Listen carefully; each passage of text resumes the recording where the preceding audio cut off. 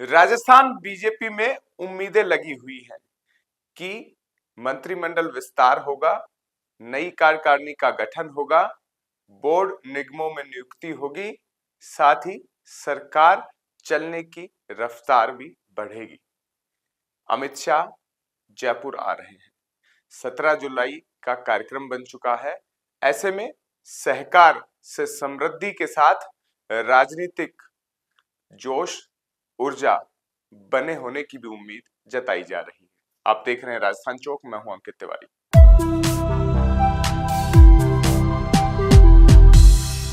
राजस्थान की राजनीति में अमित शाह के दौरे को लेकर नई उम्मीदें लगना शुरू हो गया है। अमित शाह राजस्थान यानी जयपुर के दौरे पर आ रहे हैं। हालांकि कार्यक्रम उनका उनके विभाग का है, यानी सहकार से समृद्धि की ओर बढ़ते हुए देश के कदमों में महत्वपूर्ण भूमिका राजस्थान निभाए, उसके लिए अमित शाह का दौरा राजस्थान में होने जा रहा है। इस दौरे को लेकर सरकार और विभाग की तैयारियां तो तेज है ही, लेकिन संगठन में भी अलग सुगबुगाहट है।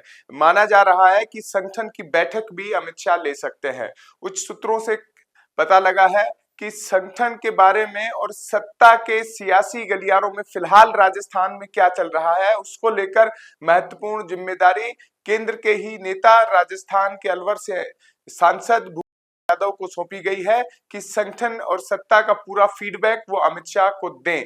और साथ ही यहाँ सत्ता और संगठन में तालमेल कैसा है, सरकार जनता के लिए कितनी प्रतिबद्ध नजर आ रही है और बीजेपी के संकल्प पत्र में जो वादे थे उन पर कितना खरा उतरी है। कार्यकर्ताओं की कुछ शिकायतें हैं, वो भी संभवतः चुनिंदा अमित शाह सुन सकते हैं। हालांकि अमित शाह का फीडबैक सिस्टम बहुत बेहतर है, वो लगातार अपडेट होते रहते हैं राज्यों को लेकर। ऐसे में जो सूचनाएं उन्हें यहाँ आकर मिलनी है वो पहले ही मिल चुकी होंगी, ऐसी उम्मीद भी राजनेताओं को पूरी है। सरकार उत्साहित है कि नंबर 2 यहां पर आ रहे हैं। ऐसे में उनके आने से मंच पे जगह साझा करने से, अपनी मन की बात कहने से जो राजनीतिक तौर पर एक माहौल बना हुआ है, कुछ जो सक्रिय पार्टी के अंदर है और विपक्ष लगातार घेराबंदी कर रही है, उन कयासों पर भी विराम लगा दिया जाएगा।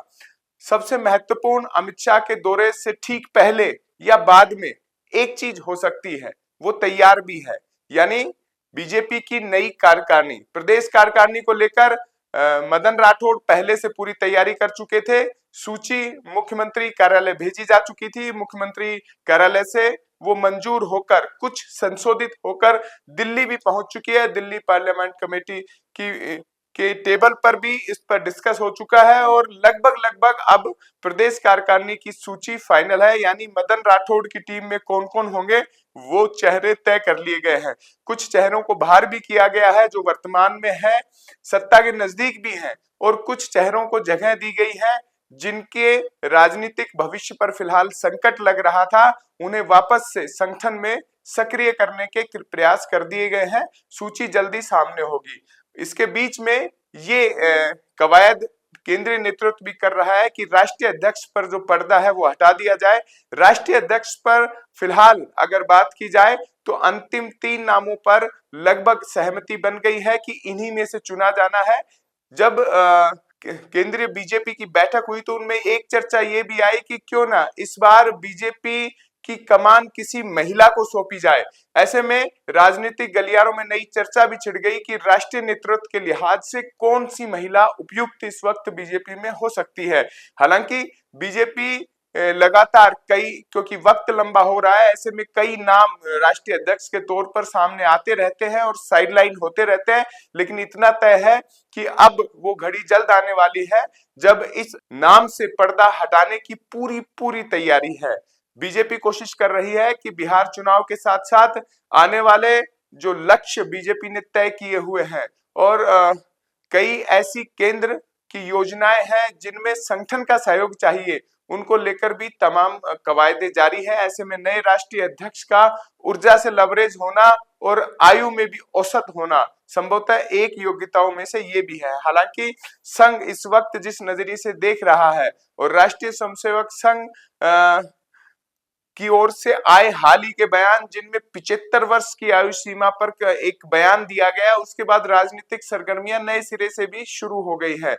नंबर 2 की लड़ाई में कौन कौन है, और अब आने वाले चुनाव में जब बीजेपी संभवतः नरेंद्र मोदी नहीं किसी और चेहरे के साथ मैदान में होगी तब कौन होगा, इन तमाम कयासों को लेकर राष्ट्रीय अध्यक्ष की जद्दोजहद के बीच प्रदेश राजनीति में अमित शाह का दौरा अहम साबित होने वाला है। आप देख रहे थे राजस्थान चौक। राजस्थान चौक के नए दर्शक हैं तो सब्सक्राइब कीजिए, पुराने हैं तो कमेंट बॉक्स में बताइएगा कि फिलहाल राजस्थान की राजनीति में अमित शाह के दौरे के बाद स्थायित्व आने की कितनी संभावना है। नमस्कार।